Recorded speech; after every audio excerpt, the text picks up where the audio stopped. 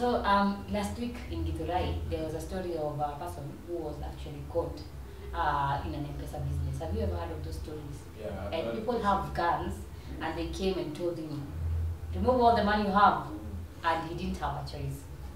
So this occurrence is actually happening to the MPESA people, and today I felt that there are some tips that we should talk about the MPESA business. We should know about scammers. You know, the issue of scamming, because scamming has become very prevalent, and many people are wondering now, how do I identify a scammer? And you know, it's not like a scammer has a mask. They will come with a mask and tell you, remove all the money. Some are very nice. Some are very nice. They are normal customers. So my name is Emma. And my name is Patrick. And welcome to Freestop Wisdom. And today I want us to discuss 3 types of scammers in Kenya. And we have the scammers who come here to your shop and tell you, I want this. Those are like thieves. Thieves, yes. Thieves. Those ones we call them thieves. And then we have the people who use their phone. Who are maybe a little bit smart. Smarter. We call them smart thieves. There's this form of scamming where they send an old MPESA message, and then you find that in that message it actually doesn't bear the name of the MPESA. They tell you it actually comes with the name of the phone number, the phone number of the scammer, and then they tell you OF9977 confirmed you have received 45,000 from Ignatius Wanyonyi.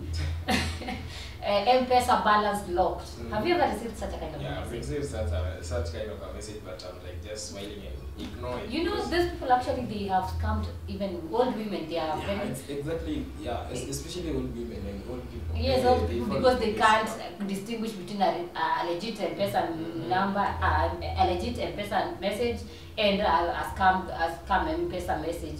So you find that they will call you immediately and tell you, hey madam, I have sent 45,000 in your phone. Have you seen it? Please, I have been trying to reverse it, but SAFARICOM has told me that it's only you who can send me the money. And apparently we had 45,000. But I realized they don't even use a lot of money, because they know maybe you may not have 45,000 in your MPESA. So they just with like 2,000 or 200 shillings. And then if you are very, maybe you know, some people they are not keen in reading, so you just find yourself, you have sent the money, but in real life you have sent your money to the scammer. There was no money that he never sent the money, just sent a code, a message. So those are some types of scammers. And then we have these people that send you a text message telling you TUMA kwa hii number, send to this number.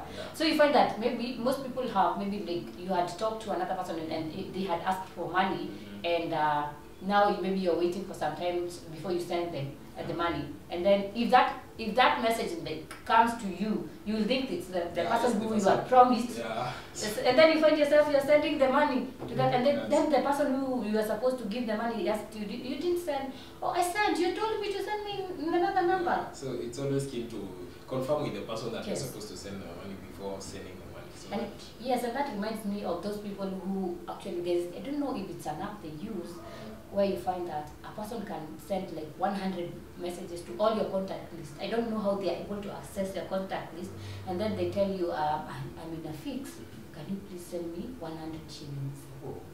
And it's legit, you can see that the person is, like if it's for you Patrick, I can see it's Patrick who is asking me that for that money.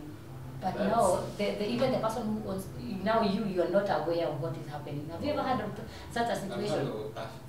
I've heard of such an issue, but it has not happened to me. People, especially when you click on these links, you know there's some people who send links in group, and then you just click. These people can access your data, and that is how they are able to send multiple messages to your contact list. And then you find that they actually tell you send to this number, but when you try to call that number, it is not accessible. And then we have other types of scammers who they're called the sweep swap scammers. SIM swap scammers. Yes. So this type of scammers, now they can, if you let's say they use your ID number. So for those people, the reason why people are told to keep their ID numbers very well, because someone can actually use your ID number and register for a SAFARICOM number. and then that they will be able to actually, they'll start calling Safaricom and telling them, if there's someone who's pretending to be me, can you please block them? And then kumbe it's you. It's their own guy. So for them, if Safaricom is not keen, they will block you, and then you find that when you try to use your SIM, it is not working, it's not accessible. So you should really be not give out even your details to people. Like, be careful with your SIM details. Keep them confidential. Yeah, that's why the MPESA, actually Safaricom says do not share your digit. It's called the PIN, MPESA PIN.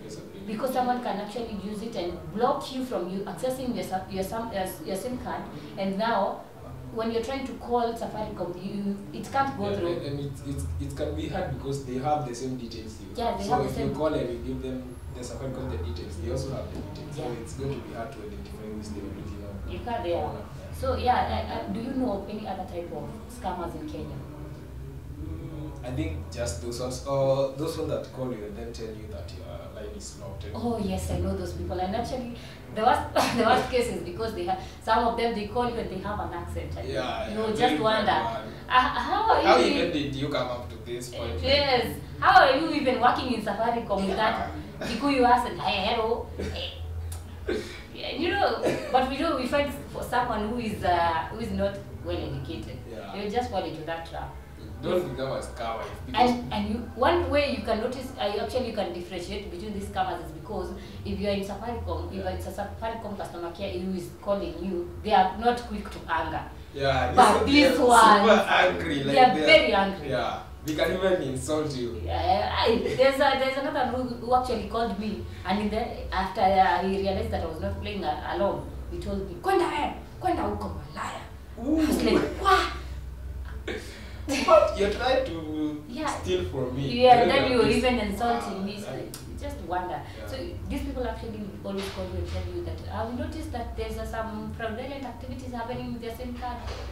So if you want to identify, just try to be rude for me. Yeah, try to be rude. Because for Safaricom customers, even though you're rude to them, they will never be rude to you. But if it's a scammer, it's just someone who is broke and trying to steal, and then they're using their own credit. So if you're starting to be rude, they will now feel agitated because they need that credit to scam another person. And then there is actually another one that has come up. These people who are sending a message saying, "Hello, ma'am. My calculators did what and what. Please send the 500 shillings to teacher Gerald." People don't even have manners. Why should you pretend to be a student? Yes, and you are 50 years old. Yes. Come on. So you just find that these are some of the scammers that are actually in Kenya, and you need to be really aware when you're starting an MPESA, or maybe when you're dealing with MPESA. And I hope you have learned a thing or two. If you know of any other scamming activities, maybe, or other types of scammers in Kenya, you can actually leave a comment in the comment section, and we will be sure to read it out. Yeah. Or if you also maybe want to learn to take your skills further, maybe you want to learn maybe cybersecurity or other courses like that, you can visit Finstock University College at their website www.finstockuniversity.com, where they have courses, short courses that are online and they are very affordable, so you can do them anywhere.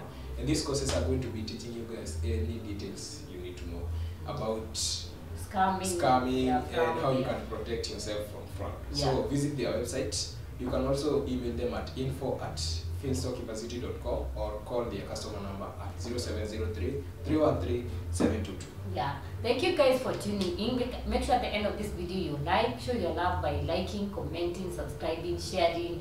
And if this information really has proven to be a help to you, can make sure that you share to your friends, your families. And we are trying to help people actually to be aware of the businesses and what is really happening in the business world. Thank you guys. Until next time, goodbye.